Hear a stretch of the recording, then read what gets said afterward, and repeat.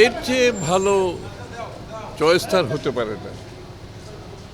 আগাগোড়া একজন রাজনৈতিক ব্যক্তিত্ব, দীর্ঘ সংগ্রাম অতিক্রম করে, জেল জুলুম সহ্য করে, স্বৈরাচারের বিরুদ্ধে লড়াই করে, নিজের শরীর জীবনের বিনিময়ে কষ্ট করেছে এবং যার বিনিময়ে আমরা আজকে একটি গণতান্ত্রিক দেশ ফিরে পেয়েছি। একটা নির্বাচন এবং নির্বাচনের মাধ্যমে একটি সংসদ সরকার গঠন হয়েছে।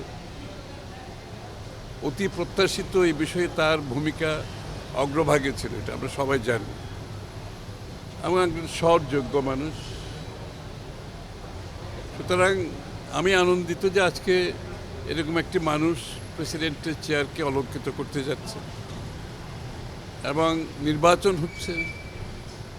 আমরা যে গণতন্ত্রের কথা বলে আসছি এতদিন, সেই গণতন্ত্রের প্রতিফলন ঘটছে।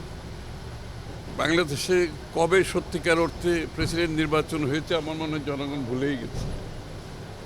এবং আজকে একটি নির্বাচিত সংসদে এটা প্রেসিডেন্টের নির্বাচন হচ্ছে, এটাও তো আমাদের জন্য বড় পাওনা।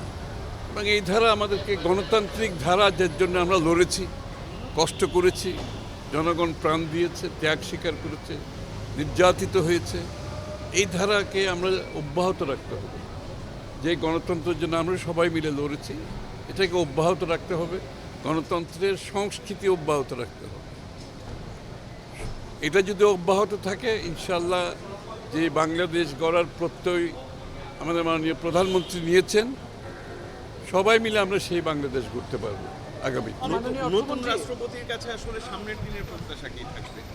না, প্রত্যাশা হচ্ছে উনিও গণতন্ত্রের টর্চ বেয়ারার হিসাবে আজকে এখানে আসছেন, তাই না?